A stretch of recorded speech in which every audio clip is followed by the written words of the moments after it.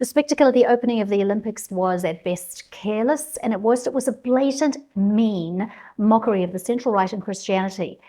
Naturally, very upsetting to Christians who understand what the meaning of this ceremony is, instituted by Jesus himself, where he asked us to remember his brutal death on the cross.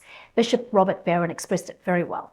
I turn to the Olympics with great interest. I love sports. I love the Olympics. I turn with great interest, and I see this clear mockery of the Last Supper. And for Christians, the Last Supper, when Jesus, in anticipation of his death, gives his body and blood to the world. I mean, we're at the center of Christianity. And to see, drag queens and so on cavorting in imitation of Da Vinci's Last Supper, how could Christians not construe that as a slap? So I have a few thoughts on this mockery of Da Vinci's depiction of the Last Supper. Welcome to Morning Tea.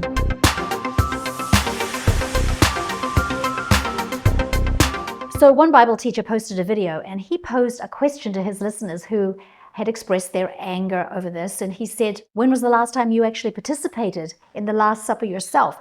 Perhaps you should be outraged at yourself for not being more diligent to gather yourself together with others who believe and commune, not neglecting to meet together as is the habit of some, but encouraging one another. Next is the actual mockery itself, which occurred right after the Passover celebration.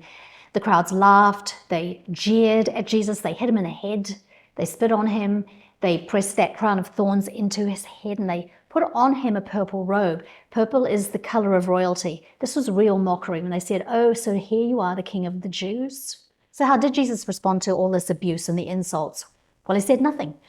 Now, we do know that Jesus had plenty to say in many other situations and attacks, but he spoke when it mattered, and the mockery he endured wasn't worthy of response. There would be no point in saying anything, and that's because, and this leads us to point 3, God will not be mocked.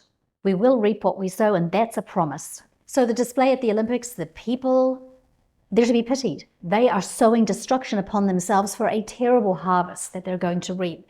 So all there is to see really is ignorance and foolishness, and it's pitiful. Jesus did finally speak regarding the mockers at the end, where he said, "Father, forgive them. They don't know what they're doing." They have no idea the judgment they are calling forward upon themselves. So I think probably a better response is sorrow. Definitely shield your children from the filth. If they've seen the images and the videos, take the opportunity to talk to them about how the world is already condemned, and explain to them how the preaching of the cross is foolishness to them. They really think people who believe this are stupid. They need our prayers.